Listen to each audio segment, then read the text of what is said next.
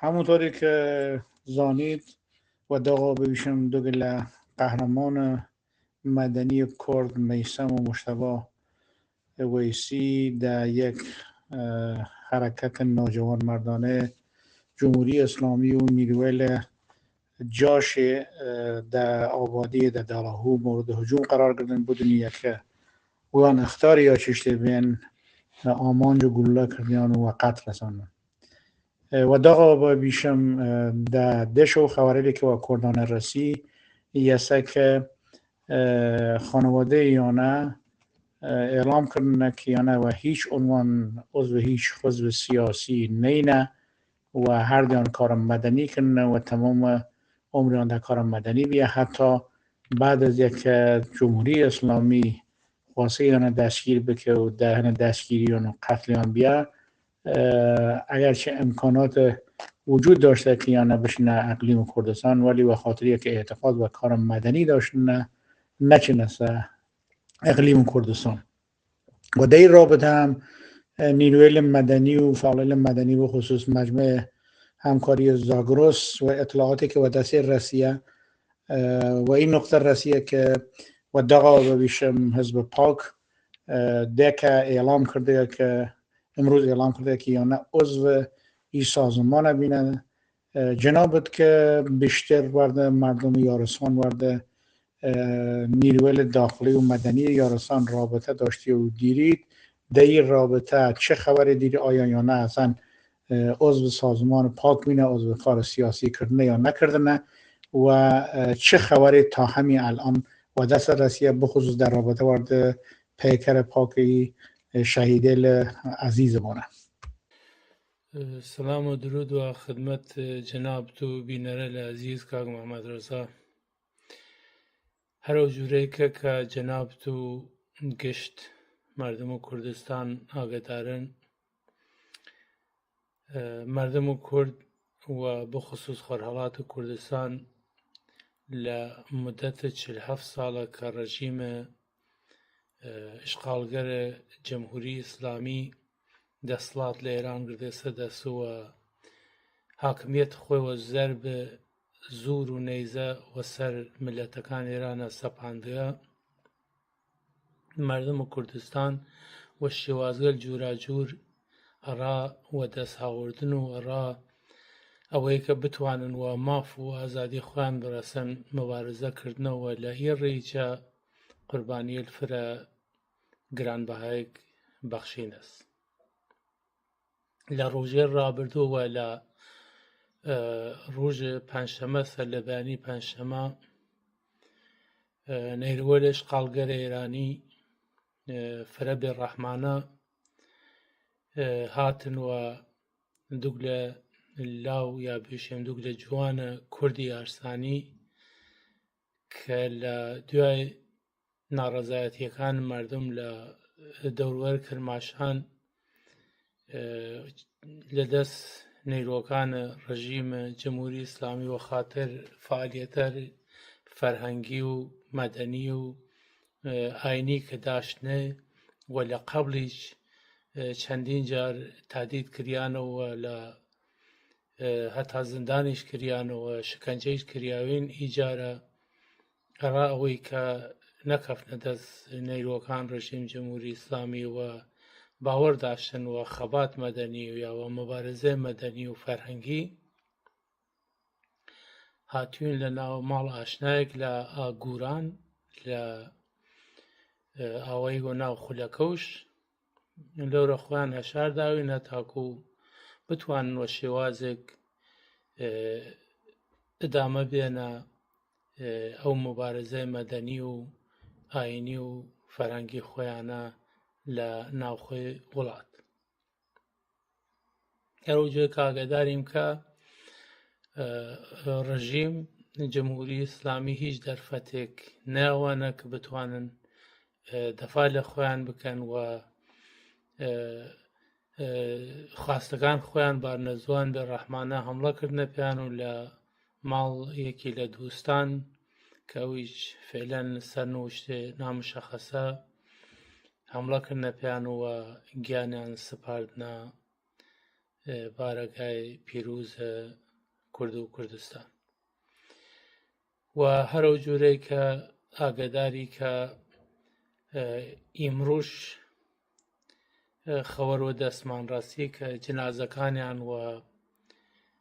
تەحویل خانەوادەکەیان دەریاوە و خۆی کە مردمی یارسان و هەتا پەیڕەوان و پێشەوایان ئاینیاری لە هەوڵ فرێکا بین کە بتوانن جنازە یا پەیکەرە یا زیێلمانە لە دەوڵەت بسەننەوە کە بتوانن مەراسمە خاکسپاریە ڕایان ئەجرا بکەن و ئیمڕۆژ جنازەکانیان تاویلکردنەوە هەر ئیمڕۆژ هیچ خاکسپاری کردیان. ئەوەی کە جێداخە کە کەسانێک وەی جورە شجاعانە مەردانە دەفا لە ماف و لە حەق و لە حقوق و لە کەرامەت خۆیان کەن و لە ناوخۆی وڵات و لە شوون و میلکان خۆیان وستن و ئەدامەوە و مەبارەزە دەن و هەتا توانستن جور سەدان و دەیان کەس ئەو دەرفەتە داشتن وڵات بین لە جێوبان وەلی چونکە باوەڕ و ئەو مەبارەزەی مەدەنیە داشتنەوە هیچ پەیوەندی سیاسی وەگەرد هیچ تەشکیلاتێکان نەهاشتن وەگەرد هیچ ڕێکخراوەکان نەهاشتن لە داخڵمەنەوە کە بتوانن وە شێوەیەک لە شێوەکان جور جاران ئەدامە و مەبارەزە خۆیان بێن وەلی متاسفانە ڕژیم داگیرکە دەرفەتە پێیانە و ئەوان هیچ پەیوەندی تەشکیلاتی سیاسی ڕێکخراوی وەگەر هیچ جەریانێکە نەیاشتنەوە نەیڕنیچ و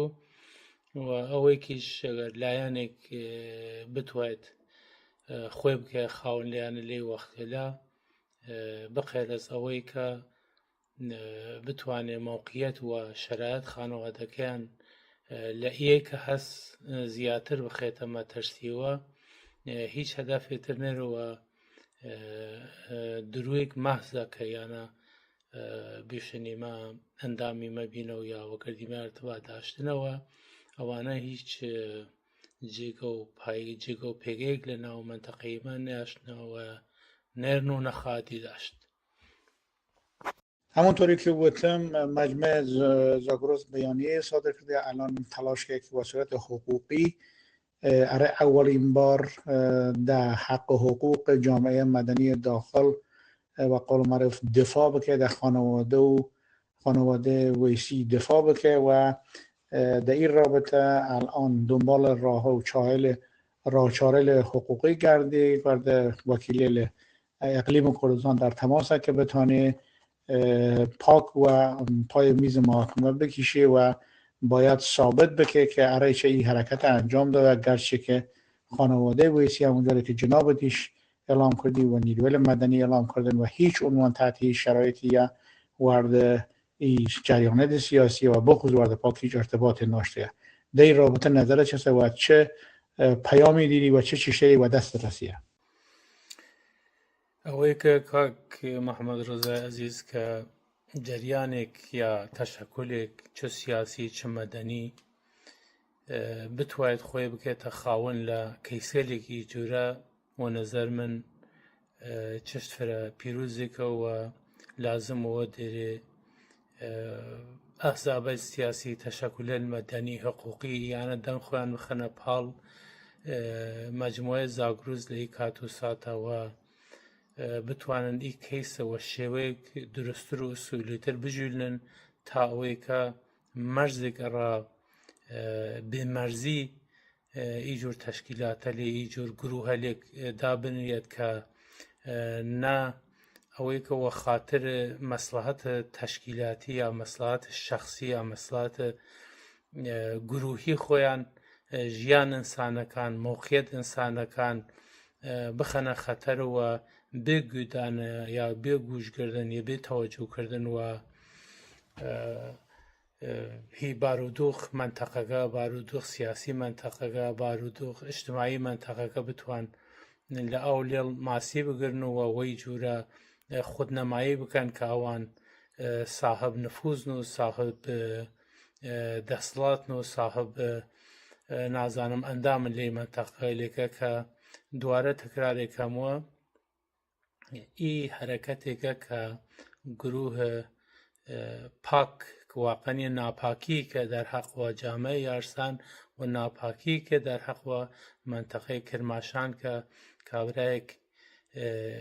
لناو مالکه خوی لناو شارکه خوی لناو منطقه خوی نتوانید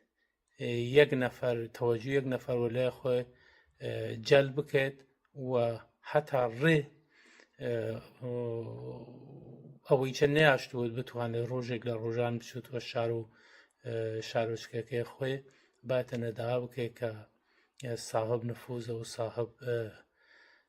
تەشکیلاتە و ساحب هێز چەکدارە لە منتەقەیە کە واقعیت نە لە ئیسە و نە لە ئایندە و نە لە گوزەشتە هیچ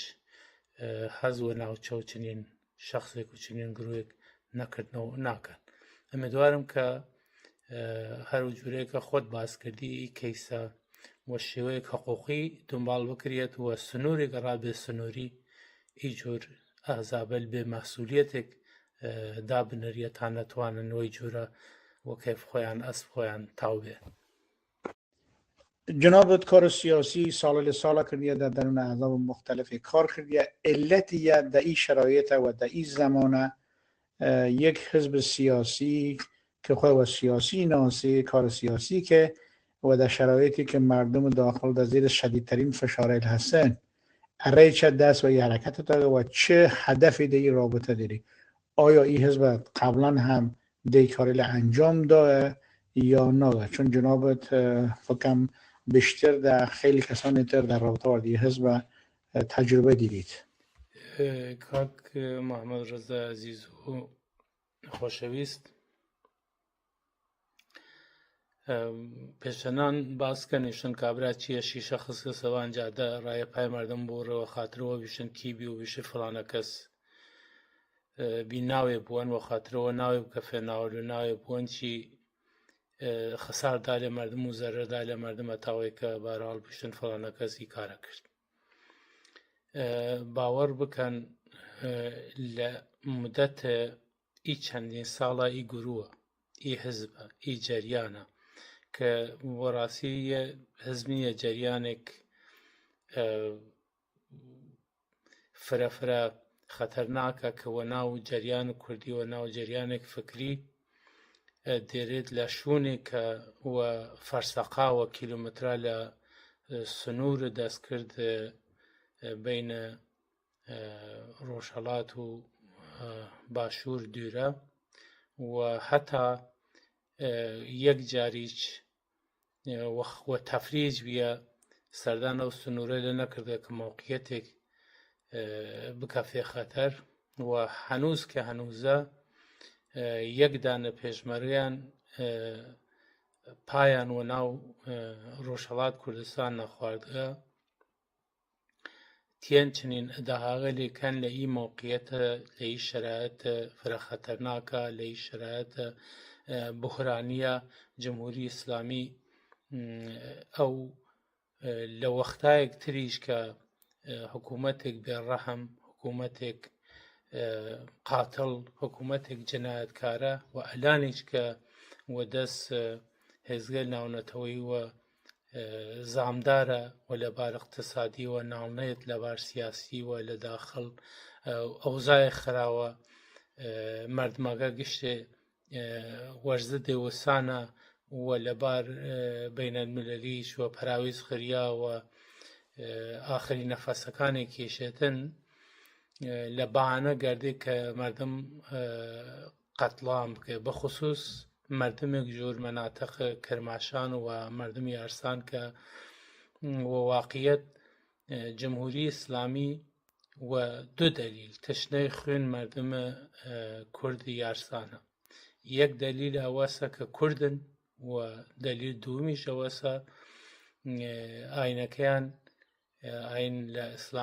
ئیسلامە جیاوازی دێرێ و ئاینێکی کوردیە و دو دلیل ئی مردمی ئیما هەمیشە مورد زڵم و ستەمە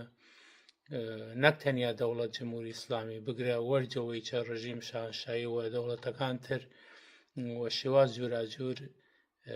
ئی مردمیمە سەرکوتکردنەوە زد هەویەت و ناسنامەی ئی مردمە بینەس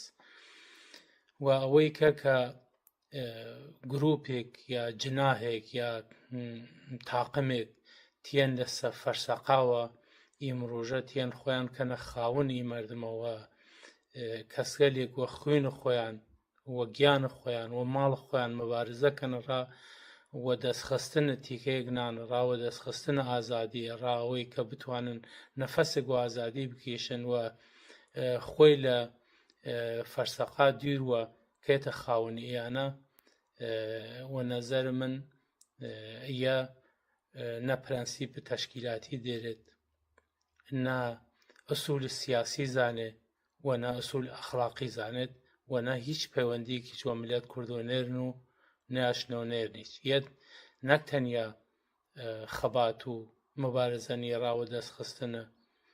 حقوق لە دەستچیە مردم بەڵکو نەوئێک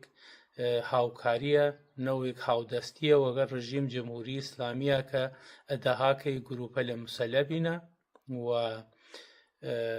و مبارزەی مسەلانەکردنە یانە پەیوەندی وە گروپەکان وە دێرن لە حاڵێکە خانەوادەیە کەسوکارێ جامعی یارسان و خەڵک کرماشان نەکۆڵی لە یەکەن ڕەتکەن وەکە ئیمە خاستەکان ئیمە مەدەنیە خاستەکان ئیمە فەرهەنگیە و داوای حقوق خۆمان کێ من لە ڕێ تەشکیلاتە لە ڕێ ڕێکخراوە مەدەنیوە کاورە لە شوونێک وە خۆی لە هەزار کوناشاردەستوە لە ئەوڕۆیشە نەخێریانە ئەفرادمەند بینەوە مسەلەبینەوە ئەو ژوورە لە تەزاوراتەکان گوزەشتەیش لە دەرەدریژی مە گشتمان زانی من پەیوەندی فامیلی دیریم پەیوەندی دووستایەتی دیری من وە جەوانگەل ئەو مەنتەقە جوانەلێک شجان جوانەلێک ئازادی خوازن جوانەلێک مافخوازن خودسەرانە و ئێساس جوانی کە داشتنەی لە وەختە زاوراتەکان دەست بردنە ئەسلحەوە زدە ڕژیم جمهوری ئیسلامی مبارزە مسەلانە تواسن دەستکەنە پێ ئەویش لە مقابڵ ئەوەی کە جمهوری ئیسلامی و ئەسلحە گولەوارانە ملیانە یانیش دەفا لە خۆیان کردنا ئەوەی کە یان شروع کردوون و هەمڵە بکەن هەم ئی باند تەباکارە ئی باند پاوانخوازە ئیانە دوارە هاتنوەتنەوە گوردان داڵاوی مەبیەوەی مەبیمنە تەقەکردیمە لە حاڵێکە کابرا خۆی ئەینەن خامنەی چوو لە 50 کوناخۆی شاردەوە ئاخرەکەیچ بە نەتوانست ئەمانەی بێ و کوشتنێ کابرایش خۆی لە هەولێر لە 100 کوناخۆی شاردەستوە هیچ دەستگای ارتباطاتی لە دەور خۆی نەیشتگە وە دزیوە یەوە دوێنێتەی وەلێ هیچ جورە موقعیت خانەوادەی کاکە مشتەبا و کاکە مەیسەم و دەیان خانەوادەتر خێتە خەتەر کە فقط بتوانێت بەهرەیەک سیاسی بگریە ئەوەی کە تیکە نانوە پێوە بخۆی کە من نفوذ سیاسی و تەشکیلاتی لێ مەنتەقە دێرم و ئومێدوارم کە مردم منتەقە خانەوادەکەی وەگەرت یا ئەو واگشتی ئێمە ارتباطی من وە واقعیت وە گشتیان و متەنەفرن لە بەیانیە کابراوە گشتیان و متەنەفرن لە ئیزبەوە بگشتیانی چوە ڕەتکەنوە وا گشتمانی جێ زانی من کێ واقعیت نێرەوانە عضو هیچ گروه و تەشکیلاتە سیاسی نێنە تەنیا خۆیان وە خاتر ئەوەی کە بتوانن لەبار فەرهەنگی وە لەبار ئاینی وە هەتا لەبار نەتەوەیی وە حقوقێک بەرابەر وەگەرت خەڵکان ترا داشتوون مبارزەی کردنەوە مبارزەکەی چیان خەڵک کرماشان و خەڵک کوردستان و گشتی مەشاهدیم کە ئەوانە وە قارەمانەتی مبارزەکردن و هەروە قارەمانەتیش گیان سپاردنە ئەو خاکێکە کە مبارزە ڕایکردن. ارەیەک بارێکتر جامعه مدنی داخل و خاطر فرصت طلبی و درویل چه سازمان سیاسی چه احزابی که بخواهند سوء استفاده بکنند در مبارزات مردم داخل کشور این مسئله اره یک جا و همیشه تمام بود چه پیشنهادی دارید و چه باید کرد؟ خۆشبەختانە ئیمڕۆژ دوێنی من کە دنیا و دلیل ارتباطاتێک و وجودات لە فەزای مەجازی هەست، مێدیاکان هەست، تەلەڤیزیۆن هەست، نازانم ارتباطاتێک فرە تون و تۆڵ هەست لە ناو مردما و بخصوص ملت کورد و شرایط سیاسی کە داشنەسێ و شرایط مبارزاتی کە داشنەسێ فرە گەورەتر لە ئەوان کە کەسانێک وەی جوورە بان بتوانن لە ئەو لێڵ ماسی بگرن و دەستیان زوو ڕووی بوت و ناتوانن و ئەو شێوەیە کە خۆیان خەیاڵکردنە یا ئارەزووکەن بەرنامەگەڕایان بچوتەنەوە. من هامەسەرە و باوەڕە کە ئەحزاب سیاسی باید لە ئیجور مۆقیەتەلێک لە ئیجور شرایەتگەلێک فرە و جرئەتوە بانەنوا و دیالۆگ بکەن وەگەردیەکە بەخصوصی سەر ناوەندێک کەس هەر لە ناو ناوەندە بتوانن سەرکوتیان بکەن و سنووری گەڕایان دابنن کە نەتوانن چنین ئەحزابێک چنین گروهەلێک وەی جوورە بان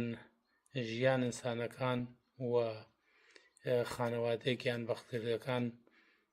بخەنە مەترسیەوە. ئەوەی کە فرە گرنگە کە چالاکەل مەدەنی ڕێکخراوە مەدەنیەکان ڕۆشنبیرەکان و کل مردم و کوردستان باید هوشیار بوون و یەکدەنگ و یەکڕەنگ لە مقابڵ چنین هەڵوێستێلێک کە واقعا نابەرپرسانەست واقعا نامەسئولانەست بانە جووا و ئومێدوارم کە یەک دانە ڕێکخراو یا یەک دانە ئۆرگان بتوانێت دروست بوت کە بتوانێت خاوەنداریەتی لە هیچ جور کەیسە لێ بکێت و ئیجازە نەیەتن و گروپەلێک نامەسئول و نابەرپرس بتوانن نابەرپرسانە ژیانە مرۆڤەکان و کۆمەلگاکەمان بخەنە خەتەر.